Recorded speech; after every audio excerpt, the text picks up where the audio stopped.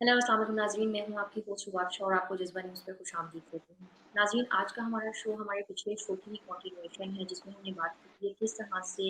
हम लोगों के जिस्मानी कदो-ख़ाल पे, उनकी फ़िज़िकल अपीयरेंस पे या उनके कलर पे, उनके हाइट पे, उनके वेट पे ऐसे मज़ाक कर जाते हैं, जो हमारे लिए तो लाइट ह्यूमर होता है, लेकिन लोगों की ज़िंदगियों पे वो एक बेपा निशानात छोड़ जाते हैं। इसके अलावा हम ये ज़िक्र करें कि क्यों ज़रूरी है इन टॉपिक्स को डिस्कस करना और किस तरह से ये टॉपिक्स हमारे यहाँ बिल्कुल अंडर रिप्रेजेंट हैं और अभी तक इन पे एक जो सोसाइटल लेवल पे या नेशनल लेवल पे डिस्कशन होनी चाहिए वो नहीं हो रही है। और जिस तरह से मेंटल हेल्थ अवेयरनेस हमें पता है कि एक इंटरनेशनल टॉपिक है और अब बहुत सारी जगहों पे उस पे काम हो रहा है। हमारे यहाँ इस टॉपिक को लेके इस हवाले से कोई काम नहीं हो रहा जो कि बहुत ज़रूरी है। इस सिलसिले में मुझे जॉइन किया था सना ने जो आज भी हमारे साथ हैं। इसके अलावा हमें जॉइन किया है फातिमा शाह ने जो एक क्लिनिकल साइकोलॉजिस्ट हैं। आज के प्रोग्राम में हम थोड़ी-सी कैजुअल चिट-चैट और डिस्कशन से आगे जाएँगे और कुछ टेक्निकैलिटीज़, कुछ साइकोलॉजिकल इम्पैक्ट्स जो आते हैं इस किस्म के मज़ाक से स्पेशली बच्चों पर, उनको डिस्कस करेंगे। सबसे पहले तो मैं सना से स्टार्ट करना चाहूँगी कि सना क्योंकि लास्ट टाइम जब हम डिस्कस कर रहे थे थोड़ा-सा हम हेज़िटेंट भी थे कि पता नहीं किस तरह का हमें रिएक्शन आए, फीडबैक क्या आएगा। लोग इसे एक्सेप्ट कर सकेंगे या नहीं कर सकेंगे। तो मैं थोड़ा-सा आपसे पूछूँगी कि किस तरह का फीडबैक आपको रिसीव हुआ फ्रेंड्स और फैमिली की तरफ से? जी, बिल्कुल, अस्सलाम वालेकुम। बिल्कुल, मैं यहीं से शुरू करना चाहूँगी कि मैं बहुत शुक्रगुज़ार हूँ उन सब लोगों की जिन्होंने फ़ीडबैक दी और ज़्यादातर लोगों ने बहुत पॉज़िटिव फ़ीडबैक दी, बहुत सराहा और इंटरेस्टिंग बात ये है कि ज़्यादातर ने यही कहा कि ये उनके लिए बहुत रिलेटेबल है। उन्होंने भी किसी न किसी लेवल पे या खुद इस चीज़ को सहा है या अपने बच्चों में वो चीज़ देख रहे हैं कि बहुत अच्छी पढ़ी-लिखी फैमिलीज़ आप कह लें, ऐसा नहीं है कि कोई पर्टिकुलर तबका है जिसमें ये बात होती है, कि इतना रच बस चुका है और इतना नॉर्मलाइज़ हो चुका है कि हर कोई इसके बारे में बात कर रहा है। बल्कि मैं एक मोहतरमा की एग्ज़ाम्पल छोटी-सी आपसे शेयर करना चाहूँगी, उनकी इजाज़त मैं ले चुकी हूँ। अ, यंग गर्ल जिनको मैं जानती हूँ जब वो यूनिवर्सिटी में अंडरग्रेड की स्टूडेंट थीं, बहुत तमीज़दार, बाएख़लाक़ बच्ची जो कि पढ़ाई में भी बहुत अच्छी थीं और इस वक़्त वो एक बहुत अच्छी यूनिवर्सिटी से पीएचडी कर रही हैं। तो हम समझ सकते हैं कि वो एकेडेमिकली कितना एक्सेल कर चुकी हैं। उन्होंने ये एपिसोड देखने के बाद मुझे पर्सनली कॉन्टैक्ट किया और उन्होंने एप्रिशिएट किया और कहा कि मैं मुझे बहुत खुशी है कि कोई इस बारे में बात कर रहा है और प्लीज़ आप और भी बात करें। और उन्होंने साथ मेंशन किया कि बचपन से जो उनकी इमीडिएट फैमिली है, यानी कि उनके वालिदैन हैं, उनके बहन-भाई हैं, उन्होंने हमेशा इस बात को इंश्योर किया कि आपने बात करनी है जब अपने शख्सियत की, यानी पर्सनैलिटी डिफाइनिंग फैक्टर्स की जब हम बात करते हैं, तो उसमें आता है कि आप बाएख़लाक़ कितने हैं, आप दूसरों से किस तरह बात करते हैं, कितने काइंड हैं, आपका रवैया कैसा है। और अगर आपका एज़ अ यंग चाइल्ड या कुछ जिस चीज़ पे आपका फ़ोकस होना चाहिए, वो आपकी पढ़ाई होनी चाहिए, उससे ज़्यादा किसी चीज़ पे आपका फ़ोकस नहीं होना चाहिए। इस चीज़ ने हेल्प किया माशाल्लाह सारे बहन-भाई बहुत अच्छा कर रहे हैं। मगर चूँकि हमारे स्टैंडर्ड्स के मुताबिक उनका रंग थोड़ा-सा गहरा या सांवले की कैटेगरी में आता है, इसलिए उनकी इमीडिएट फैमिली के सारे सपोर्ट के बावजूद उनके कुछ दूर के रिश्तेदार, कुछ हमसाए, कुछ ना कुछ मीडिया का रोल, यूनिवर्सिटी, स्कूल, हर जगह से जो एक्सटर्नल फैक्टर्स आते हैं, उन सब ने उन्हें बार-बार ये ज़रूर बावर करवाया कि हाँ, आपका रंग थोड़ा-सा जो है ना कोई क्वल स्टैंडर्ड से थोड़ा-सा नीचे है, शायद आपको कुछ करना चाहिए इसके लिए। मीडिया की उन्होंने खास तौर पे एग्ज़ाम्पल दी कि आप देखते हैं तो हाँ, कोई स्टैंडर्ड पैरामीटर है जिसके मुताबिक कोई लड़की खूबसूरत होती है और मैं उसमें फ़ॉल नहीं करती। और उन्होंने इस बात को कहा कि मैं बचपन से हम जो भी चीज़ अचीव करते हैं, कहीं न कहीं उन्हें खुद पर्सनली ये फ़ील होता है कि शायद आपने कोई बॉक्सेस टिक करने हैं, यू आर डूइंग वेल, लेकिन there is something where you are not good enough. कि आपको ये मेंटली इस चीज़ ने आपकी पर्सनैलिटी पे ज़रूर असर छोड़ती है कि हाँ, कोई वजह है जहाँ मैं बाकियों से कमतर हूँ। तो मैं उनकी बहुत शुक्रगुज़ार हूँ कि उन्होंने मुझे इजाज़त दी है शेयर करने की और इससे हमें सिर्फ़ यही पता चलता है कि ये हर तबके, हर तरह के लोगों में ये चीज़ ज़रूर पाई जाती है। वहीं हमें कुछ ये भी ख़ास तौर पे पिछली जनरेशन से शायद लोगों का ये है कि इतनी भी इम्पोर्टेंट बात नहीं है। इसके बारे में बात करना शायद इतना भी ज़रूरी नहीं, तो क्या हो गया, मज़ाक ही करते हैं, शायद लाइट सी बात होती है। ये भी कुछ कुछ लोगों से मुझे सुनने को मिला, मगर ज़्यादातर ने बहुत एप्रिशिएट किया और वो चाहते थे कि हम इस पे मज़ीद बात करें। हमें भी प्रोग्राम में जो व्यूज़ और फीडबैक और कमेंट्स आए वो बहुत अच्छे रहे और पॉज़िटिव और लोगों ने बहुत एप्रिशिएट किया। आप वाली बात को कहा कि इस पे मज़ीद गुफ्तगू होनी चाहिए और मुफ़स्सिल गुफ्तगू होनी चाहिए और इसीलिए हमने आज साइकोलॉजिस्ट को भी अपने साथ बुलाया कि वो इस पे मज़ीद रोशनी डालें। और जो जो आपने उन बहन की बात की वो इसी तरह ही है कि बस सोसाइटी के वो सेट पैरामीटर्स हैं ना, वो सेट पैरामीटर्स औरत को लेके एक घरेलू ज़िंदगी, एक खूबसूरत औरत, एक ओबीडिएंट औरत और वो उस चीज़ में है, वो ज़्यादा प्रायोरिटीज़ ये नहीं है कि उसकी तालीम क्या है, वो कितनी इफ़ेक्टिव है सोशली, पॉलिटिकली या इकोनॉमिकली, उन चीज़ों पे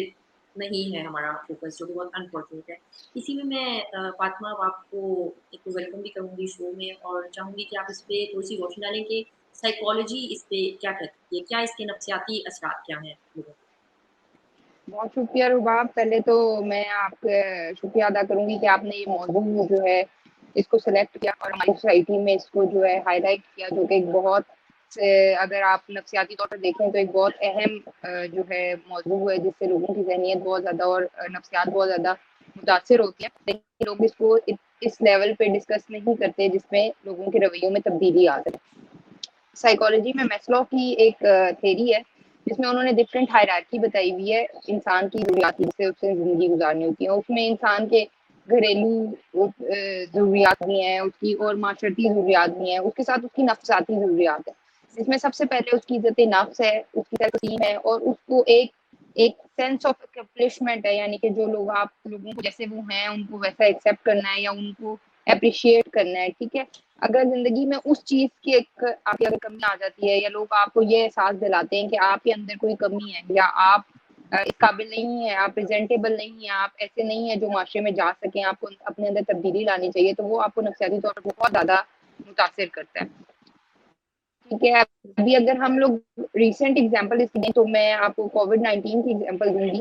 कि इंसान जो है वो सोशल एनिमल है। जब आप सोसाइटी से हट गए, जब आपको आइसोलेशन में रहना पड़ा और आपका सोशल कॉन्टैक्ट हो गया, सोशल डिस्टेंस ज़्यादा हो गया, सोशल कॉन्टैक्ट आपका खत्म हो गया लोगों से, तो लोगों में कितनी ज़्यादा मसले मसाइल सामने आ गए हमारे पर, घरेलू लड़ाइयाँ ज़्यादा हो गई, डिवोर्स रेट ज़्यादा हो गए, लोगों में डिप्रेशन, एंग्ज़ायटी हो गया, लोगों को हैंडल करना मुश्किल हो गया, इसलिए क्योंकि वो लोगों से मिल नहीं पा रहे थे, अपने सोशल कॉन्टैक्ट कंटिन्यू नहीं कर पा रहे थे, अपनी सोशल एक्टिविटीज़ कंटिन्यू नहीं कर पा रहे। सिमिलरली जब आप किसी को कहते हो कि यार तुम्हारा रंग ठीक नहीं है या तुम बहुत मोटी हो या तुम जो है तुम बेढंगी हो या तुम छोटा कद है, इस तरह के जब आप कमेंट्स लोगों को देते हैं तो बेसिकली आप उन्हें डिफरेंशिएट कर देते हैं, आप उन्हें नॉर्मल लोगों से अलग कर देते हैं, आप उन्हें आइसोलेट कर देते हैं, ठीक है? तो जब आप उन्हें आइसोलेट कर देते हैं तो उनका एक सोशल कॉन्टैक्ट जो है ना वो मुतासिर हो जाता है, जिसकी वजह से क्या होता है कि उनकी नफ्सियात पे फ़र्क पड़ता है, वो लोगों से मिलने में झिझकते हैं, वो अकेला रहना पसंद करते हैं और इस अकेला रहने की वजह से और लोगों से ना मिलने की वजह से उनमें मुख्तलिफ नफ्सियाती जो है वो बीमारियाँ उजागर होती हैं, जिसमें आपके पास डिप्रेशन है, एंग्ज़ायटी है, ओसीडी है और डिफरेंट बहुत सी ऐसी बीमारियाँ हैं जिनको लोगों को जो है ना वो सब नफ्सियाती तौर पर असर होता है लोगों के दिमागों पर और वो जो है इस चीज़ को फिर क्या करते हैं कि वो लोगों से मिलना छोड़ देते हैं और इस हद तक ये हमारे माशरे को मुतासिर कर रहा है कि एक साइकोलॉजिस्ट या एक साइकेट्रिस्ट के लिए भी मुश्किल होता है लोगों की नफ्सियात को बदलना, उनकी काउंसलिंग करना, क्योंकि हमारे जो माशरे में है ये बचपन से ही इतना रचा बसा है हमारे माशरे में कि आप देखें आपका सोशल मीडिया, आपके रिश्तेदार, आपके दोस्त, हर चीज़, हर बंदा जो है ना, वो आपको इसी चीज़ पे फ़ोकस करवाता है कि आप इतना ज़्यादा इस चीज़ को आप अडॉप्ट कर लेते हो कि इसको बदलना आपकी ज़िंदगी में मुश्किल हो जाता है। सही। कि बिल्कुल मैं इसी बात पे बल्कि आपसे ये पूछना चाहूँगी कि डिस्कस करना चाहूँगी कि ये कॉन्फिडेंस शेटर कर देता है इंसान को जब बिल्कुल एक अलग हो जाता है, उसमें खुद एतमादी कम हो जाती है कि हाँ, कहीं न कहीं मैं नीचे हूँ, मैं बाकियों से पीछे हूँ उसमें। तो क्या ये बिहेवियर बच्चों में भी नज़र आता है? बचपन से ही वो चीज़ को अडॉप्ट करते हैं और इसी तरह स्लोली चीज़ नॉर्मलाइज़ होती है? इस बारे में आप क्या कहना चाहेंगे? अच्छा, मैं आपको बताऊँ कि ये 3 साल की उम्र से बच्चों में शुरू होता है। 3 साल से बच्चे जो है ना अपने माँ-बाप, स्पेशली बेटियाँ माँओं को और बेटे जो हैं वो बाप को फ़ॉलो करना शुरू करते हैं 3 से 6 साल की उम्र में, ठीक है? जैसा रवैया माँ का होगा वैसे ही बेटी का होगा, जो चीज़ें माँ डिस्कस करेगी, जैसा रवैया खुद अपनाएगी। अगर माँ खुद कलर कॉन्शियस है, माँ खुद डाइट कॉन्शियस है, ठीक है? वो कह रही है कि जी मैं बहुत मोटी हूँ या वो लोगों को ये कह रही है कि आप बहुत मोटे हैं या तुम काली हो गई हो, अपना रंग, बच्चे भी इसी चीज़ को अडॉप्ट करेंगे। सिमिलरली बेटों में भी यही होगा कि वो बाप को फ़ॉलो करेंगे, बाप बालों पे बहुत फ़ोकस कर रहा है, बाप कह रहा है कि मैं गंजा मर्द अच्छा नहीं होता या बाप कह रहा है मेरी दाढ़ी कैसी है या मुझे वॉक करने की ज़रूरत है या एनीथिंग लाइक दैट। तो बच्चे उस चीज़ को 3 साल की उम्र से अडॉप्ट करना शुरू कर देते हैं, ठीक है? 3 से 6 साल की उम्र ऐसी होती है जिसमें वो उन्हें कॉपी करते हैं और उन्हें ही जो है उनकी जो उनका रवैया होता है घर में या उनका जो जो भी लाइफ़स्टाइल होता है उसको कॉपी करने की कोशिश करते हैं और 6 से आगे 10 साल की 11 साल की उम्र में बच्चे अपने रिलेशनशिप्स में उन्हीं चीज़ों को जो है ना वो एक्सपेरिमेंट करते हैं, फिर वो उन्हीं चीज़ों पे खुद फ़ोकस करते हैं। तो with the passage of the time आप 3 साल की उम्र से एक्चुअली बच्चा जो है ना इन चीज़ों को सीखना शुरू कर देता है। जैसे सर्कमस्टांसेस में वो रह रहा है, जैसे उसके माँ-बाप जो हैं वो उनका लाइफस्टाइल है या जिन चीज़ों पे उनका फोकस है उसी चीज़ पे बच्चे का भी फोकस होता है। तो इसका मतलब यही हुआ कि हमें मतलब बहुत यंग एज से, जैसा कि आपने कहा कि 3 साल तो बहुत ही छोटी उम्र है, टॉडलर जिसे कहते हैं, उस जी, एज से हम इस चीज़ पे फोकस करना शुरू करें कि बच्चा हमें भी कॉपी कर रहा है और बाकी एक्सटर्नल मीडिया, एक्सटर्नल एनवायरनमेंट जो है उससे वो असर ले रहा है, जो उसकी पर्सनैलिटी में असरअंदाज हो रहा है और उसको शेप करेगा, उसकी पर्सनैलिटी को, उसकी शख्सियत को बनाएगा। इसलिए कॉन्शियस एफर्ट तो पेरेंट्स का इसी उस पे स्टार्ट हो जाना चाहिए। एटलीस्ट जो चीज़ वो उन्हें पता है वो मुझे कॉपी कर रहा है, तो उस पे अगर वो पहले इस चीज़ को इतना नहीं करते, अपने फ्रेंड्स में बैठ के अगर माँ बात कर लेती है कि मैं मोटी तो नहीं, मैं पतली तो नहीं, तो शायद बच्चों के सामने इस चीज़ के लिए और केयरफुल होना ज़रूरी है। अच्छा, इसमें एक ना मैं पूछना। हाँ जी, बोलिए। एक चीज ये भी है कि आप बात को किस तरह कन्वे करते हैं। बात को कन्वे करने का बहुत एक इम्पैक्ट होता है। आप बच्चे को अगर ये भी सिखाना चाह रहे हैं कि मोटापा अच्छी चीज नहीं है या इंसान को अपना वेट ज्यादा नहीं करना चाहिए, तो उसको पॉजिटिव वे में सिखाएं। उनको बताएं कि आपकी अपनी सेहत खराब हो रही है, ठीक है, आपकी अपनी हेल्थ, आपको डिफरेंट बीमारियां हो सकती हैं अगर आप ओवर वेट हैं, ठीक है। और अगर आपको अल्लाह ताला ने बनाया, आपको अशरफुल मखलूकात बनाया, आपको मतलब कि आपको प्रॉपर तरीके से आपको बाकी लोगों से अलग बनाया है, ठीक है, डिस्क्रिमिनेट किया, तो उसके लिए आपको अपनी स्किन का, अपने जिस्म का, अपने हाथ पाँव का खुद ख्याल रखना है ताकि आप साफ सुथरे रहें, लोगों को साफ सुथरे, और खुद के लिए भी आप डिफरेंट बीमारियों से बच जाएं और अच्छे तरीके से जिंदगी गुजार सकें। सही पॉजिटिव वे आपने में कन्वे करें। बिल्कुल। आपने जैसे ज़िक्र किया कि भई आफ्टर सर्टेन एज जो है बच्चे वही चीज़ अपने ऊपर या अपने आस-पास के लोगों पे इम्प्लीमेंट करना शुरू कर देते हैं या प्रैक्टिकल करते हैं। तो डू यू थिंक कि जो सर्टेन हमारे एटीट्यूड्स में एक चीज़ आती है जैसे एग्रेशन है, वॉयलेंस है, ठीक है? तो समहाउ ये चीज़ें भी रिलेटेबल हैं इस चीज़ से कि हम क्योंकि बच्चे को वो कॉन्फिडेंस नहीं दिया होता, उसकी पर्सनैलिटी पर्सनल ट्रेट्स पे इतना कमेंट किया होता है, उसका इतना कॉन्फिडेंस लो कर दिया जाता है कि वो अपने आप को एक्सर्ट करने के लिए या अपनी डोमिनेंस के लिए या समहाउ उस फ्रस्ट्रेशन को निकालने के लिए थोड़ा-सा ऐसे एटीट्यूड दिखाते हैं जो कि नॉर्मल रवैये से हट कर होते हैं। आप समझती हैं कि इसके बिल्कुल ऊपर ऐसा भी ही है, मतलब बिल्कुल ऐसा ही है। आप बच्चों को एग्रेशन एक तो जेनेटिक भी होता है। अगर आपके वालिद या आपकी वालिदा गुस्से की तेज हैं या वो उनमें है ऐसे फैक्टर्स, तो भी आप में आ सकते हैं। और कुछ ऐसा होता है कि बच्चों को जो है, जब आप इतना एक प्रेशर उन पे बिल्ड कर देते हैं या वो आप उनको वो रिक्वायरमेंट्स उनकी नहीं फुलफिल कर रहे होते जो वो चाह रहे होते हैं। सर्टेन हर एज में इंसान की एक रिक्वायरमेंट होगी, ठीक है, कि उसकी सर्टेन नीड्स होती हैं जिनको फुलफिल किया जाना चाहिए। अगर आप उनको फुलफिल नहीं कर रहे तो अल्टीमेटली वो आप उसको एग्रेशन की तरफ। दूसरा, एग्रेशन की जहां तक बात है, आपके सर्कमस्टांसेस पे बहुत डिपेंड करता है। अगर बच्चे ऐसे ऐसे गेम्स देख रहे हैं, ठीक है, ऐसे टीवी शोज देख रहे हैं, या ऐसी उनकी कंपनी ऐसी है जिसमें लड़के लड़ाई झगड़ा कर रहे हैं बहुत ज्यादा, या वो घर में अगर माँ बाप नहीं भी डांटते पर लेकिन माँ बाप आपस में हर वक्त लड़ाई झगड़ा करते हैं, या कजन्स की आपस में लड़ाई झगड़े होते हैं, तो बच्चे एग्रेशन सीख लेते हैं। पर लेकिन डेफिनेटली अगर आप बच्चे को मुसलसल एक ऐसी चीज कहेंगे जो नेचर से हट के, या जिस तरह छोटा कद है, अगर आप किसी बच्चे का फॉर एग्जाम्पल छोटा कद, अगर आप उसे बार बार कहेंगे जी तुम तो टिड्डे हो, तुम तो छोटे हो, तुम तो टिड्डे हो, तुम तो यहाँ नहीं जा सकते, तुम तो ये कपड़ा नहीं पहन सकते, तुम तो ये जूता नहीं पहन सकते, तुम्हें तो कोई जूता सूट नहीं करता, ये नहीं, तुम पिक्चर में आगे बैठ जाओ, छोटे हो, तुम तो टिड्डे हो, अक्सर हम लोग इस तरह के कमेंट्स कहते हैं, तो उससे भी बच्चों में एग्रेशन बिल्ड हो जाता है। और रुबाब, जिस तरह आप बात कर रही थी कि उसका अच्छा, पर्सनैलिटी पे। सना मैं ना जी। सॉरी। जी, जी बोलिए। मैं कही थी, जैसे आप बात कर रही थी कि उसका बोलिए पर्सनैलिटी प्लीज़। पे असर हो जाता है बच्चों पे, तो उसका बल्कि मेरे ख्याल से जब बड़े हो जाते हैं तो उनकी पर्सनल लाइफ, उनकी सोशल लाइफ, वर्क लाइफ, हर एक पे कहीं न कहीं से वो चीज़ रिफ्लेक्ट हो रही होती है। जैसे वो बड़े होके अपने लिए पार्टनर, जब बारी आती है उनकी शादी होने की, तो उनके ख्याल में कुछ स्टैंडर्ड्स होते हैं जो शायद हम और चीज़ों से ज़्यादा इन ज़ाहिरी खदो-खाल को हम ज़्यादा इम्पोर्टेंस दे जाते हैं। हम कितनी कंपैटिबिलिटी है, मिज़ाज कितना एक जैसा है, एक-दूसरे को समझने की कितनी है, उससे ज़्यादा हम खूबसूरती को कर जाते हैं। इसी तरह अगर हमें पता है कि हाँ, ठीक है, अगर किसी का मज़ाक उड़ाने की कोई इतनी बड़ी बात नहीं है, तो वो हमारे वर्क लाइफ़ पे शायद किसी न किसी तरह ज़रूर उसका असर होता है कि हम कॉलीग्स पे भी उस तरह की बात करते हुए बुरा नहीं मनाते। या कॉलीग अगर हमें कुछ ऐसा कह दे, तो हमारा रिएक्शन जो है वो कई दफ़ा उसके मुताबिक नहीं होता जैसा होना चाहिए। तो आपकी बस मैं इस पॉइंट को ही आगे लेके चल रही थी कि बिल्कुल जो भी बचपन से इस तरह आपका कॉन्फिडेंस भी शटर हो रहा है और बच्चों को ऐसी चीज़ों से एक्सपोज़ किया जा रहा है, उसके इतने देर तक आपको पर्सनैलिटी में उसके ट्रेट्स देखने को मिलते हैं। हुँ, मैं ये फ़ातिमा का ही पॉइंट थोड़ा-सा डिस्कस करना चाहती आपके साथ ये कि हम लोग थोड़ा-सा जो है ना वो नॉर्मल लोग हैं मतलब डेली लाइफ़ से अपने आप को रिलेट कर सकते हैं। उसमें ये बाय नॉर्मल आई मेंट कि क्योंकि फ़ातिमा साइकोलॉजिस्ट हैं तो वो ज़रा ज़्यादा जी, जी। स्पेसिफिक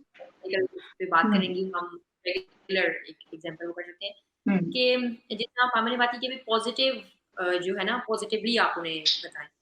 तो मैं ये समझती हूँ कि वाक़ईतन अगर हमें यही सारी बातें अपनी पर्सनैलिटी को इम्प्रूव करने के लिए या जिस तरह भी अगर हमारे माँ-बाप को अच्छा लगता है या हमारे फ्रेंड्स को अच्छा लगता है, हमारी फैमिली को अच्छा लगता है कि हम हमारे रंग साफ हुँ, हो या हम एक पर्टिकुलर हमारा बॉडी वेट हो जैसा, बिल्कुल। तो अगर वो हमें पॉज़िटिवली बताया जाए, एप्रिशिएट किया जाए या बच्चों को शुरू से उनका मतलब वो होता है ना कि कोई गिफ्ट्स देना, कोई इस तरह की चीज़ें करना कि वो किससे वो काम करें, उसको वो हेल्थ के पॉइंट ऑफ व्यू से देखें। तो मुझे लगता है कि वो ज़्यादा बेहतर होगा कि एप्रिसिएशन एज़ अपोज़ कि हम उस पे जो है ना वो तंज़ करें या जोक करें कि जो मतलब लोगों को ना इफ़ेक्ट करता है मेंटली। आप इस पे क्या हुँ। समझते हैं? बिल्कुल, बिल्कुल, जितना आप बच्चे को नेगेटिवली ये तो मतलब आप नेगेटिवली एक चीज़ को रीइन्फोर्स किए जा रहे हैं, उतना ज़्यादा ज़ाहिर है उस बच्चे में सबसे पहले तो उसके कॉन्फिडेंस पे फ़र्क पड़ेगा। जैसे फ़ातिमा ने भी एग्ज़ाम्पल दी कि आप बच्चे को यही कही जा रही हैं कि इस तरह से तस्वीर में ना बैठो, तो वो भी बच्चा बड़े होके बल्कि फ्रेंड ने मेरे साथ डिस्कस भी किया कि एक बच्चे को उसके दादा ये भी हमारा एक बड़ा आलमी मसला है सर ठीक बनना बच्चों का। तो एक बच्चे को हुँ, उसके दादा जो हैं वो इतना पॉइंट आउट करते थे कि तुम्हारा सर नहीं ठीक बना हुआ, कि वो 10-12 साल का बच्चा फैमिली पिक्चर्स में आना छोड़ दिया और उसको सिर्फ ये था हुँ, कि मैं कोई कैप पहनूँगा तो ही मैं बाहर जाऊँगा। तो ये चीज़ तो इतनी जल्दी बच्चों के मतलब कॉन्फिडेंस को शटर कर रही है, उनका खुद एतमादी वो समझते हैं कि जो बिल्कुल हमारे साथ हैं, अगर उन्हें ठीक नहीं लग रहा तो बाहर जाने वाले को किस तरह है। तो अगर यही बात अगर उनके बड़े जो हैं वो किसी पॉज़िटिवली उनको बताएँ, एक तो वैसे ही जब सर बन गया बचपन में तो बन गया, उसका तो कुछ हो नहीं सकता बट अदरवाइज़ जैसे फातिमा ने कहा आप उनकी हाइजीन पे फ़ोकस करें, उनको ये बताएँ कि भई इस तरह कैरी करना है अपने आप को, इन चीज़ों पे पॉज़िटिवली फ़ोकस करें और उनको एप्रिशिएट करें। बजाए इसके कि आप इसी चीज़ को डिस्कस करते जाएँ कि नहीं बस कुछ गलत है तुम्हारे साथ और ये ठीक करो और वो भी खुदा की अता करदा चीज़ जो वैसे ही उसके हाथ में नहीं है। सही। और एक पॉइंट अच्छा मैं यहाँ पे ये बात करना चाहती हूँ जी, कि जी। नेचुरल चीजों को ना जिस तरह बच्चों को आप गंजा करना है बालों की कटिंग वगैरह है उसमें गंजा करवाने को इतना ज्यादा एक मतलब कि हमारे लिए नेगेटिव वो एक फैक्टर है कि हम उसको कहते हैं अच्छा अब तुम्हारे बाल तुम्हें गंजा करवा दूंगा मैं माँ बाप अक्सर कह रहे होते हैं कि अब तुमने किया ना ठीक है बस तुम गंजे हो जाओगे तो बच्चे इतने कॉन्शियस हो जाते हैं हालांकि वो आप उन्हें ये नहीं बताने के बजाय कि वो आपकी हेयर ग्रोथ के लिए अच्छा है भाई बालों की कटिंग प्रॉपर्ली करवाना बच्चे जो है वो कैप्स पहनना शुरू कर देते हैं वो सामने नहीं आते वो टीचर्स के सामने नहीं जाते वो स्कूल नहीं जाते कि जी अब हमारी गंज हुई है बाल वापस नहीं आएंगे तब तक हम स्कूल ही जाएंगे इसी तरह मल्टीपल एग्जाम्पल्स हैं जिनमें आप बच्चों को वो चीजें हालांकि वो चीजें नॉर्मल हैं पर लेकिन आप उनको इतना नेगेटिवली बच्चों के दिमाग में डालते हैं कि वो उसको अडॉप्ट करने की कोशिश नहीं करते। सही। अच्छा अभी तक जैसे हमने बात की है कि इस पे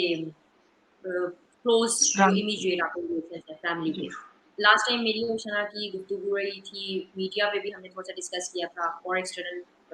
फैक्टर्स पे भी। तो मैं चाहूँगी फ़ातिमा आप थोड़ा-सा उस पे बताइए किस तरह से मीडिया या एक्सटर्नल फैक्टर्स जो हैं, अदर एक्सटर्नल फैक्टर्स वो किस तरह से इम्पैक्ट करते हैं इस चीज़ को, किस तरह रीइन्फोर्स करते हैं इस ह्यूमर को?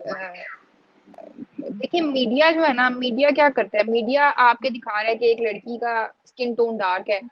वो आहिस्ता आहिस्ता आहिस्ता कोई प्रोडक्ट आप यूज कर रहे हैं with the passage of the time वो एकदम जो है आपका कलर बड़ा साफ हो गया है और लोग एकदम आपको एक देख रहे हैं और बड़ा अट्रैक्ट हो रहे हैं ठीक है इसी तरह जो मीडिया डिफरेंट अगर आप बॉडी शेमिंग पे बात करेंगे आपके डिफरेंट जो मॉडलिंग्स हैं या जो आपके ब्रांड्स हैं डिफरेंट वो आपके मॉडल्स ऐसे लेते हैं जो बड़े स्लिम स्मार्ट हैं और यानी कि उनका फिजिक एक आइडियल होता है नॉर्मल बंदे के लिए तो मीडिया आपका बेसिकली जिंदगी में आइडियल्स को सेट कर देता है ठीक है अब जो यंग एज में जो बच्चे बच्चियां देख रहे हैं उसको और पेरेंट्स भी ऐसे हैं देखिए हमारा एक्सटर्नल आपके पार्लर्स हैं ठीक है वो क्या आपको आप जाएंगे ओ आपकी बेटी की स्किन तो बड़ी खराब है रंग बड़ा खराब हो रहा है काम क्या करें बच्ची को हर महीने जो है ना आप मेरे पास भेजा करें ये हमारा फेशियल जो है ना ये 5-6 महीने बस कराएगी इसका रंग बड़ा साफ हो जाएगा ठीक है तो आपको क्या करते हैं ये इस तरह की ना आपकी ये आहिस्ता आहिस्ता आहिस्ता माएँ भी एकदम वो हो जाती हैं अच्छा ये वाली क्रीम ले आना अच्छा बेटा वो वाली क्रीम रात को यूज करना शुरू कर दो ये वाली क्रीम जो है ना वो स्किन के लिए आपके फेस के लिए ये क्रीम आपके हाथों पाँव के लिए इसको यूज करोगे तो आपके हाथ पाँव ज्यादा बेहतर हो जाएंगे और आप जो है वो अच्छा हो जाएगा। तो क्या होता है कि with the passage of the time Aahista Aahista Aahista आप इतना ज्यादा माइंड, बच्चों की साइकोलॉजी ये बन जाती है कि वो इन चीजों को, सोशल मीडिया को देख देख के और लोगों को फॉलो कर करके वो फिर इसी चीज पे पूरे होते। कॉन्शियसली आप जो है ना बच्चों को ट्रेन कर रहे हैं या लोगों को ट्रेन कर रहे हैं कि जी आपने काम करना है, सही है, आपने जैसा आइडियाज बना दिए हैं। मीडिया है ना और जो डिफरेंट आपके अदर फैक्टर्स हैं वो आपको बेसिकली सोशल आइडियाज बनाते हैं। बीइंग सोशल एनिमल आप उन्हीं आइडियल्स को कैरी ऑन करते हो। ठीक है, आपका जी गोल, बिल्कुल। आप अच्छी मेकअप प्रोडक्ट है, जिस तरह महंगी से महंगी मेकअप प्रोडक्ट्स हैं, डिफरेंट शोज हो रहे हैं, मॉर्निंग शोज हो रहे हैं, उसमें जी मेकअप प्रोडक्ट्स की वो होती है कि यार ये वाला मेकअप प्रोडक्ट बेस्ट है, अगर आप ये डेली लगाएं तो आपकी स्किन ग्लो करेगी, आपकी फ्रेश रहेगी। ठीक है, आप तो कंटूर किट्स आ गए हैं, आपके हाइलाइटर्स आ गए हैं, दिन आपके जी, इस दाग पे नहीं होना मुझे मैं चाहिए। फातिमा एक पॉइंट ऐड करना चाहूंगी कि बिल्कुल इवन ये कॉन्टूर किट से ही मुझे याद आया कि वो उसका एक टेक्निक है मेकअप की सिर्फ, जिसका शायद रंग से इतना ताल्लुक ही नहीं होता, सिर्फ फीचर्स के लिए होता है कि आप अपने फीचर्स को किस तरह हाईलाइट करना चाहें। लेकिन चूंकि रुबाब जानती है मुझे थोड़ा बहुत इंटरेस्ट है मेकअप में या कुछ, और अक्सर मुझे क्वेश्चन ये सुनने को मिलता है मेरी फ्रेंड्स वगैरह से कि अगर हम कॉन्टूर या ब्रॉन्जिंग या कोई ऐसी चीज करेंगे तो वो करने से हम काले तो नहीं लगेंगे। और मैं उनको यही बताती हूँ कि इसका तो रंग से ताल्लुक ही नहीं, ये तो ब्लॉन्ड्स भी करती हैं और ये अफ्रीकन अमेरिकन भी करती हैं, इसका तो रंग से बिल्कुल ताल्लुक नहीं। और फर्स्ट करो अगर लग भी गए तो किसने कहा है कि वो खूबसूरत नहीं हो सकता। तो ये वाली बात आपकी बिल्कुल ठीक है कि मीडिया ने ऐसे स्टैंडर्ड सेट कर दिए हैं कि हमें लगता है कि जो बात हो रही है, जिस शो में देख लें, जिस ड्रामा में देख लें, जो हीरोइन है वही है जो ज्यादा खूबसूरत है। दो बहनों के ड्रामे बड़े टिपिकल होते हैं, उसमें जो ज्यादा खूबसूरत है उसकी जल्दी शादी हो जाती है, वो ज्यादा अच्छी जॉब मिल जाती है। ऐसी बातें हम हमेशा सुनते ही हैं। इसके साथ ही मैं बिल्कुल, नेक्स्ट क्वेश्चन सोशल की मीडिया। तरफ नेक्स्ट टॉपिक की तरफ जाना चाहूंगी कि हम बॉडी शेमिंग की, जो हमने शुरू में रुबाब ने जैसे मेंशन किया, कि उसमें भी हम शायद इस चीज को भूल जाते हैं कि हर एक की अपनी बॉडी टाइप है। एक बंदा एक ही क्वांटिटी कंज्यूम करके कौन किसको किस तरह से इफेक्ट करता है वो डिफरेंट है। ये बात तो खैर मेडिकल है थोड़ी सी, लेकिन मतलब हम इस चीज को शायद समझते नहीं है। अगर कोई जेनेटिकली एक स्लीक बॉडी है और किसी की जेनेटिकली थोड़ी सी हेवी बॉडी है तो हम समझते हैं कि शायद हमें हक है। मेरा ख्याल है ये तो सबसे ही ज्यादा नॉर्मल हमारा जोक है कि हम अपना हक बिल्कुल, समझते हैं कि हम अगले बिल्कुल, बंदे ये के आपने वजन पे जरूर कमेंट करें। और इसी में बल्कि मैं एक पॉइंट ये भी ऐड करना चाहूंगी कि मेरा ख्याल है अक्सर मैंने देखा है कि न्यू मदर्स जो होती हैं उनसे बड़ी अनफेयर एक्सपेक्टेशंस भी होती हैं हमारी। उनको लगता है कि they just had a baby और उन पे ऑलरेडी हार्मोनल प्रेशर होता है, उन बच्चे की केयर करनी बहुत मुश्किल होता है, लेकिन हमने उन पे एक अनड्यू प्रेशर भी डाला होता है, फैमिली ने भी और अगेन मीडिया ने, सोसाइटी ने, कि शायद उनका फर्स्ट फोकस यही होना चाहिए कि वो बलून की तरह डिफ्लेट हो जाए और बस बहुत पतली हो जानी चाहिए, लगे ही ना। मेरा ख्याल है सबसे फेवरेट कमेंट जो होता है, लगता ही नहीं है, you just had a baby. भाई लग जाए तो कोई ऐसा हर्ज नहीं है, माशाल्लाह यू हैड अ बेबी। लेकिन बस वही आप बात मेरी है ना बात सुनिए। कि स्टैंडर्ड्स इस तरह के सेट हैं कि वो फौरन जो है ना ये नहीं देखते कि अगले किस सर्कमस्टेंसेस में है, उनकी अपनी प्रॉब्लम्स हो सकती हैं, हेल्थ प्रॉब्लम्स हो सकती हैं, किसी की रूटीन किस बिल्कुल तरह है। बहुत सारे लोग एक पर्टिकुलर रूटीन को अफोर्ड भी नहीं कर सकते। हम एक तो पाकिस्तानियों में मसला है कि वो मशवरा देते हुए ये भी नहीं सोचते कि हम अगले को जो मशवरा दे रहे हैं वो उस पे पूरा उतरता भी है या नहीं है, उस मशवरे जी। को वो प्रैक्टिकल यूज़ कर सकता है कि नहीं। तो यही मैं फातिमा आपसे पूछूँगी, जो न्यू मदर्स हैं, ऑब्वियसली जब वो ये सारा प्रेशर फ़ील कर रही हैं, तो आपको लगता है कि फिर वो अपने बच्चों को भी इस पे ट्रांसलेट कर रही होंगी यही चीज़, इस प्रेशर को, और इसी वजह से यही बात होती है कि चूँकि उन्होंने खुद वो सब देखा होता है, तो अगर उनकी बेटी पैदा हुई है, तो वो ये चाहेंगी कि कल को इससे कोई ना कहे बुरा-भला, मतलब इन अ वे कि यार इसको पतली बुरा हो गई, फील और ना मैं करवाए। समझती हूँ क्योंकि मैं इसकी माँ हूँ, तो मैं इसे समझाती हूँ तो ये समझ जाएगी और मैं इसको उस स्टैंडर्ड के मुताबिक उतार देती हूँ। आपको ये लगता है कि ये चीज़ भी एक है, फैक्टर है? बिल्कुल ऐसा ही है। देखो, आपको आपकी मदर अगर या आपकी मदर इन लॉ ये चीज कह रही हैं कि आप जो है ना, आपको बच्चे के बाद अपना ख्याल रखना है, अब आपका वेट गेन हो गया, कम करना है, तो डेफिनेटली उन्होंने भी ऐसे कमेंट्स या ऐसे देखे हुए हैं हालात जिसमें लोगों ने उन्हें ये पॉइंट आउट किया होगा कि आपका वेट गेन है। ठीक है, एक नफ्सियात है ना। आपको ये, अब आपने ये सुना है कि आपको कहा गया है कि आप भी मोटी हो गई हैं, अब आप पतली हो जाए वरना तो आप भद्दी लगेंगी या अच्छी नहीं लगेंगी, या आप वाकई में दो बच्चों की माँ लगेंगी। तो जो है आपने अपने आप को रिड्यूस करना है, अपने आप को सेव करना है, तो डेफिनेटली जब आपकी बेटी होगी तो आप आगे उसको भी पहले से ही, आप शादी पहले ही उसे ये कहना शुरू कर देंगे, बेटा शादी से पहले पतला रहना चाहिए, लड़कियां पतली अच्छी लगती हैं, शादी के बाद फिर बच्चे हो जाते हैं। फिर ये तो कॉमन सा कमेंट है कि हम कहते हैं शादी के बाद तो बच्चों के बाद तो बंदा ऐसे ही मोटा हो जाता है। तो आप बच्चों के शादी के बाद फिर तुम अभी से इतनी मोटी हो तो तुम शादी बच्चों के बाद तुम क्या करोगी, बच्चों के बाद तो तुम इससे डबल हो जाओगी, तुम्हें इससे रिड्यूस करना। तो ये एक नफ्सियाती, ऐसा हमने नफ्सियात बना देते हैं ना हम बचपन से, लड़कियों की स्पेशली। और मैं इसमें मेंशन करना चाहूंगी ये सिर्फ मोटापा नहीं, पतलों को भी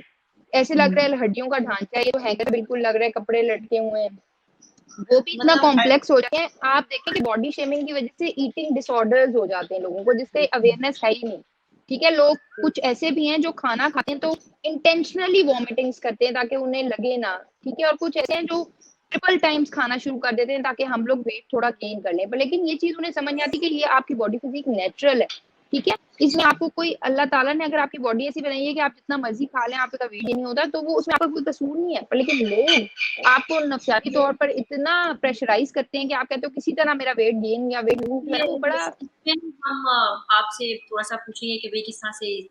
नज़र ये चीज़ें जो है ना वो अपीयर होती हैं लोगों के बिहेवियर में या लोगों की ईटिंग हैबिट्स में, वो किस तरह से इसको जो है ना फिर कोप अप करते हैं इस प्रेशर को। लेकिन आई थिंक सना शो से पहले कुछ एम्पैथी की बात कर रही थी और may be she would like कि आप जो है ना एम्पैथी पे कुछ कहें। सना आप कुछ कह रही थी एम्पैथी के जी, बारे में बिल्कुल, और यही मैं इसी पॉइंट से उसको करूँगी रिलेट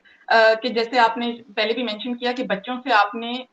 पॉजिटिवली बात कन्वे करनी है। तो इवन आप अगर किसी बंदे के वज़न के लिए वाक़ई ही जेन्युइनली कंसर्न्ड हैं, आप अच्छी नीयत से चाहते हैं कि भई उनकी सेहत के लिए अच्छा है, तो उसका तरीका है ना, आप सिर्फ़ उनसे बात करें और उनको बताएँ कि क्या किस तरह हेल्प हो सकती है या कुछ। अगर आप उनको महफ़िल में बैठ के मज़ाक का निशाना बनाएँगे, तो ये आप कोई अच्छी नीयत से नहीं फिर कर सकते, आपका मकसद सिर्फ़ मज़ाक ही। यहाँ पे तहज़ीब शुरू हो जाती है, यहाँ मज़ाक नहीं रहता। तो बात तो वही कन्वे करने की है और इसी कन्वे करने में हम एम्पैथी की बात भी करना चाहेंगे कि जो कॉन्सेप्ट होता है एम्पैथी का वो ये है, जिसे शायद उर्दू में हमदर्दी का कॉन्सेप्ट ही कहा जाता है कि आप किसी से भी कोई बात करें तो पहले अपने आप को उसकी जगह रख के सोचें। कि जैसे अगर आप किसी छोटे बच्चे को बता रहे हैं, ये समझा रहे हैं कि आपने खुद सुना कि आपका बच्चा फलां बच्चे की बात कर रहा है कि हाँ, मेरी क्लास में जो फलां मोटू है वो ऐसे करता है। आप वहीं उसको रोक के अगर कहें कि नाम क्या है बेटे उसका? आप मोटू क्यों कह रहे हैं? और फिर आप उसको ये समझाएँ कि अगर आप उसकी जगह हो और आपके नाम की बजाय आपको ये कहा जाए तो आपको कैसा महसूस होगा? ये जो कॉन्सेप्ट ऑफ एम्पैथी अगर बचपन से बच्चों में आ जाए तो शायद वो मज़ाक करते हुए या सीरियसली कहीं भी किसी का भी दिल दुखाते हुए ये बात ज़रूर सोचें कि मैं कुछ गलत तो नहीं कह रहा, अगर मैं उसकी जगह होता तो मुझे कैसा फ़ील होता? इसी पे मैं फातिमा की भी थोड़ी-सी इनपुट लेना चाहूँगी। बिल्कुल। बिल्कुल, साइकोलॉजी में एम्पैथी का कॉन्सेप्ट जो है वो बहुत ज़्यादा उस पे फ़ोकस किया गया और बहुत हाइलाइटेड है। और सिर्फ़ एम्पैथी इस मसले के लिए नहीं, बहुत से और इश्यूज़, साइकोलॉजिकल इश्यूज़ के लिए अगर आपका एम्पैथेटिक एटीट्यूड है लोगों के साथ, तो आप लोगों को हेल्प कर सकते हो कि वो उस चीज़ को ओवरकम करें। दूसरा, साइकोलॉजिकली मैं आपको ये एम्पैथी से ही आपका मैं रिलेट करूँगी कि कॉग्निटिव बिहेवियर थेरेपी है पूरी, जिसमें आप ये कहते हो कि आप लोगों की अगर आप लोगों की सोच को बदलोगे तो ऑटोमेटिकली उनका बिहेवियर बदल जाएगा। हम अभी एम्पैथी की बात कर रहे हैं, जिसका सना ने बात की कि आप बच्चे को जो है पॉजिटिव वे में कन्वे कर रहे हो और पॉजिटिव वे में सिखा रहे हो, तो बेसिकली आप उनकी सोच को बदल रहे हो। जब आप उनकी सोच को बदलते हो तो उनका बिहेवियर ऑटोमेटिकली चेंज हो जाता है। दूसरा, लोगों में एक अवेयरनेस ये भी होनी चाहिए कि अगर कोई इशू है, इस तरह कलरिज्म, रेसिज्म या ये बॉडी शेमिंग, जितने भी इश्यूज है, उनसे नफ्सियाती कौन-कौन सी बीमारियां पैदा हो जाती हैं लोगों के अंदर, या लोगों की पर्सनैलिटी में कौन से ड्रॉबैक्स रह जाते हैं और उनको ट्रीट करना कितना मुश्किल है। ठीक है, एक साइकेट्रिस्ट या साइकोलॉजिस्ट के भी लिए लोगों की थेरेपी करना, उन्हें ये समझाना कि नहीं जी आप बिल्कुल ठीक हैं, आपके रंग में कोई मसला नहीं है, आपकी बॉडी में कोई मसला नहीं है, ये एक डॉक्टर के लिए भी मुश्किल हो जाता है। लोगों को इस चीज की अवेयरनेस दिलवाना जो है ना, वो एक मेरे ख्याल से बहुत अहम मसला है। सही पापा, मैं जो हूँ ना अब आपसे बस वो शॉर्ट क्वेश्चंस करना चाहूँगी। मैं चाहूँगी उसको आप जल्दी से आंसर करें क्योंकि हम जो है ना टाइम हमारे पास कम है और टॉपिक बहुत ब्रॉड है और आई एम सॉरी कि आपको जल्दी करना पड़ेगा, पर हम कोशिश करेंगे दोबारा भी इस पे बातचीत हो सके। एक तो आप ये बताएं कि जो लोग बुली करते हैं खुद, उनका क्या कोई पास्ट एक्सपीरियंस इस किस्म का होता है या बाय नेचर ये इस तरह, मतलब एक होता है ना कि हम क्योंकि हम ज़्यादा रिसर्च किसी चीज़ पे नहीं करते as a society, I am sorry to say this, और हम ज़्यादा चीज़ कह देते हैं कि जी ये खानदानी आदत है या ये जीन्स में आ गई। तो मतलब आप क्या समझती हैं कि लोग बुली क्यों करते हैं किसी को? देखिए, मतलब क्यों ऐसा होता मोस्टली तो ये आपके जो है एक्सपीरियंसेस होते हैं। ठीक है, आपने खुद बचपन से इस चीज को एक्सपीरियंस किया, आपने खुद देखा कि लोग आपको कह रहे हैं आप मोटे हैं या आप काले हैं या आप एक्स्ट्रा ऑर्डिनरी गोरे हैं या आप कक्का छोटा है, और बचपन से आपने कमेंट सुने हार्श किस्म के, कि आप जो है आपको अपने आप को पतला करना चाहिए या आप माशरे में अनफिट हैं, तो आप कोशिश करेंगे कि लोग लोग जो है ना, आप जब ऐसे देखेंगे ना, एक नेगेटिव देखें हर चीज के, कुछ लोग पॉजिटिव वे में उसको लेते हैं, कुछ नेगेटिव वे में लेते हैं, ठीक है। जब बहुत ज्यादा प्रेशर होगा तो आप लोग क्या करना शुरू करते हैं, कहते हैं ओ यार तुम भी मेरी तरह, अक्सर लोग कहते हैं तुम भी मेरी तरह काले ही हो या तुम भी काले, लोग कोशिश करते हैं कि यार उस चीज को वो जो एक उनमें अंदर एक एग्रेशन होता है ना, उसको बाहर निकालते हैं वो किस तरह दूसरे बंदे को हाईलाइट करके कि यार, और वो फिर अपने आप को ये सेटिस्फाई करते हैं कि यार आई नॉट दी वन जो इस चीज से मुतासिर हुआ है, खाली सिर्फ मैं ही काला नहीं हूँ, वो सेल्फ सेटिस्फेक्शन के लिए ना, ये भी काला है, ये भी मोटा है, अच्छा ये तुम, और फिर लोग उसको एक्सप्रेस भी करते हैं, ठीक है, और वो सिर्फ ये इसलिए होता है कि आप सेल्फ सेटिस्फेक्शन आप चाहते हो अपनी। तो नेगेटिव पॉजिटिव होते हैं, कुछ लोग जो पॉजिटिव वे में को अडॉप्ट करते हैं, वो कोशिश करते हैं कि यार मैंने जो चीज जिस चीज से सफर किया लोग उससे सफर ना करें, मैं दूसरों को ऐसे हार्श कमेंट्स ना दूं। और कुछ लोग ऐसे होते हैं जो अपनी सेल्फ इतना एग्रेशन उनमें बिल्ड हो गया होता है, नफसियात हाँ इस जी, हद तक मुतासिर हुई होती है कि वो दूसरे बंदे को भी ऐसे कमेंट्स देते हैं। आपने इसी तरह कहा कि किस तरह मतलब ये जो डिफरेंट ईटिंग डिसऑर्डर्स जिस तरह हो जाते हैं और चीज़ों का आपने ज़िक्र किया, मतलब आप 2-3 इस तरह के बिहेवियर पैटर्न्स बताएं जो कि नॉर्मल नहीं है, ताकि पेरेंट्स को, स्पेशली जो यंग पेरेंट्स हमें सुन रहे हैं या जो न्यू पेरेंट्स सुन रहे हैं, उनको पता चले कि उनके बच्चों में कौन सी ऐसे बिहेवियर है जो डिटेक्ट हो सके कि हाँ जी, ये जो है ना कलरिज्म या कैजुअल रेसिज्म से आ रहा है। मतलब ऐसा कौन सा बिहेवियर बच्चों में होता है जो कि आप कह सकती हैं कि यार इसको काला, मोटा, पतला, छोटा हम कह रहे हैं, तो इस वजह से इसके बिहेवियर में ये चेंज आ रहा है। अगर आपका बच्चा, आप देख रहे हैं कि आपका बच्चा लोगों से मिलने में झिझक रहा है, ठीक है, या वो अकेला रहना पसंद करता है, ठीक है, या वो अपने अपने आप अपने मुंह को एक दिन में जो है वो 8 से 10 दफा धो रहा है, या बार बार वो आप जो क्रीम यूज करते हैं नॉर्मली उनकी तरफ वो अट्रैक्ट हो रहा है, या वो कोशिश कर रहा है कि वो उनको सुबह शाम लगाए, या वो हर वक्त अपने बाल कंघी कर रहा है, या वो बगैर किसी पैटर्न के खाए जा रहा है, ठीक है। आपको आप देख रहे हैं कि बच्चा आपका बहुत ज्यादा खा रहा है बगैर किसी वजह के, ठीक है। आप देख रहे हैं कि आपके बच्चा, अगर आपका जिन वालदैन के बच्चों का थोड़ा सा वेट है इशू है, और आप देख रहे हैं कि बच्चे ने खाना ही छोड़ दिया, नॉर्मल 3 टाइम का खाना भी बच्चा खा ही नहीं रहा, ठीक है, वो बिल्कुल भूखा रह रहा है, और आप उसको कुछ खिला भी रहे हैं तो कोशिश कर रहा है कि वो एक्स्ट्रा चल फिर रहा है या भाग दौड़ रहा है या बैठ नहीं रहा है, या वो कह रहा है कि मुझे जो है ना ही खाना। तो ये मेरे ख्याल से ये टाइम है कि आप रियलाइज करें कि ये एबनॉर्मैलिटी आपके बच्चे के बिहेवियर में क्यों है, ठीक है। क्योंकि डिप्रेशन और एंजाइटी, एग्रेशन, अगर आपका बच्चा बात पे गुस्सा करता है, चिड़चिड़ा हो गया है, जबकि वो पहले ऐसा नहीं था, तो ये वो फैक्टर्स हैं जो आपको हाईलाइट करते हैं कि आपके बच्चे को कोई चीज ऐसी जरूर है जो आपके बच्चे को मेंटली डिस्टर्ब कर रही है। सही। Thank you Fatima for your input. नाज़रीन, इस सारी एपिसोड के बाद जो कुछ चीज़ें हमें क्लियर हुई हैं, उनमें से एक तो ये है कि बहैसियत एडल्ट्स हम लोगों का सबसे पहले ये फ़र्ज़ बनता है कि हम रियलाइज़ करें कि हम कहाँ पे इस किस्म के तंज़ो-मज़ाक का हिस्सा हैं। हम में से हर कोई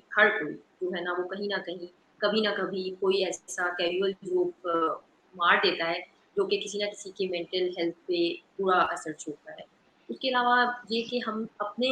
सोच रहे हैं, हमारी तो अब एक फितरत बन गई है, लेकिन हमारे बच्चे हैं, उनमें एम्पैथी का एक कॉन्सेप्ट डेवलप करें। उन्हें बताएँ कि जैसा आप दूसरों को कह रहे हो, जब आपको वैसा सुनने को मिलेगा या आपको वैसा ट्रीटमेंट मिलेगा, तो उसपे उसका क्या असर-अंदाज़ होगा, वो आपको कितना बुरा, लिहाज़ा आपको किसी दूसरे को भी वो बात नहीं कहनी जो आपको बुरी लगेगी। और तीसरा ये कि अपने बच्चों को एक्सटर्नल फैक्टर से आप वो इंटरैक्ट करें, स्पेशली जो गेम्स वो खेल रहे हैं, जिस मीडिया को वो देख रहे हैं, जिन कार्टून्स को वो देख रहे हैं, उन पे प्लीज़ नज़र रखें। जैसे मुझे याद है कि मिस्टर बीन का एक तो वो मतलब इसी तरह जो उर्दू ट्रांसलेशंस हो जाती हैं, आपकी वीडियो थोड़ी फ्रीज हो रही है बात। तो मैं ये समझती हूँ कि इन चीज़ों पे ये छोटे-छोटे ऐसे स्टेप्स हैं जिन पे अगर हम फ़ोकस करें तो बहुत सारा जो है ना, बहुत ज़्यादा इम्प्रूवमेंट आ सकती है इंशाल्लाह। और इसी के साथ सना से चाहूँगी कि वो जो है ना, थोड़ा-सा कंक्लूड करें और कंक्लूडिंग मैसेज दें हमें। जी, बिल्कुल, बहुत अच्छा आपने कंक्लूजन दिया। सना, यही आपको 3 आवाज़ आ रही है? पॉइंट्स हैं कि हमने ये 3 पॉइंट्स हैं जिन पे हमने फ़ोकस करना है कि एज़ अ पेरेंट जो है हम अपनी इनफरादी तौर पे अपनी ज़िम्मेदारी को समझना है। ये नहीं कहने का मतलब कि शायद हमने कभी ऐसा कुछ नहीं किया या हमारे देखने वालों ने नहीं किया है। और वाइस वर्सा। हमने इनफरादी तौर पे समझना है, एम्पैथी को इंट्रोड्यूस करवाना है और एक्सटर्नल एनवायरनमेंट को कंट्रोल करना है। और इसमें मैं बात करना चाहूंगी कि बेशक जो हमने बात की है वो वाकई बहुत बुनियादी है। अगर हम करें और अगर हम सोचें तो दुनिया में बहुत बड़े-बड़े मसले हैं जिन पे बात हो सकती है, लेकिन हर चीज़ का आगाज़ हमेशा बुनियाद से ही होता है। हमने बुनियादी बात की है और इसमें ये कहना चाहूंगी कि अभी हमने बात की है न्यूरोटिपिकल लोगों, जिनको आम ज़बान में हम नॉर्मल लोग कहते हैं, जिस टर्म से शायद मैं पर्सनली एग्री नहीं करती, लेकिन बहरहाल आम फ़हम में हम नॉर्मल लोग कहते हैं कि हम नॉर्मल लोगों को अल्लाह ताला ने जो खदो-खाल दिए, जैसी बॉडी दी, जैसा रंग दिया, हम उसको तहज़ीब का निशाना बनाते हुए अगर नहीं सोचते, तो अभी हम इस बात पे तो आए ही नहीं कि जो न्यूरो डाइवर्जेंट लोग हैं, यानी जो खुसूसी लोग हैं, स्पेशल नीड्स हैं, जिनको अल्लाह ताला ने किसी भी तरह ज़हनी या जिस्मानी तौर पे हमसे कुछ मुख्तलिफ बनाया है, हम उनके बारे में कैसे बात कर जाते हैं। हम ये नहीं सोचते कि उनको क्या तकलीफ हो रही है, उनको कैसे उनका दिल बुरा हो रहा है, या अगर कई दफ़ा अगर वो खुद नहीं भी समझ सकते तो उनके घर वालों के लिए हम कैसा कमेंट कर रहे हैं। हम बगैर सोचे ऐसी बात कर जाते हैं। तो इसलिए हमें इनफरादी तौर पे अपनी ज़िम्मेदारी समझ के, मैंने भी, आपने भी, हमारे देखने वालों ने भी समझना है कि अगर हम भी खुद भी पास्ट में ऐसा कर चुके हैं, तो अब ऐसा ना करें। और इस फैक्टर को ज़रूर ज़हन में रखें कि अगर कोई भी हमसे किसी भी तरह से थोड़ा-सा मुख्तलिफ है, तो ना इसमें हमारा कोई कमाल है, और ये अल्लाह ताला की अता करदा चीज़ है हमारे लिए भी, और जो हमसे थोड़ा मुख्तलिफ है उसके लिए भी। शायद कि तेरे दिल में उतर जाए मेरी बात। बहुत शुक्रिया। बहुत खूबसूरत बात आपने की है। उसी के साथ नाज़रीन मैं आपसे इजाज़त लेना चाहूँगी। अपनी और अपने ख्याल में ख्याल रखिए। खुदा हाफ़िज़।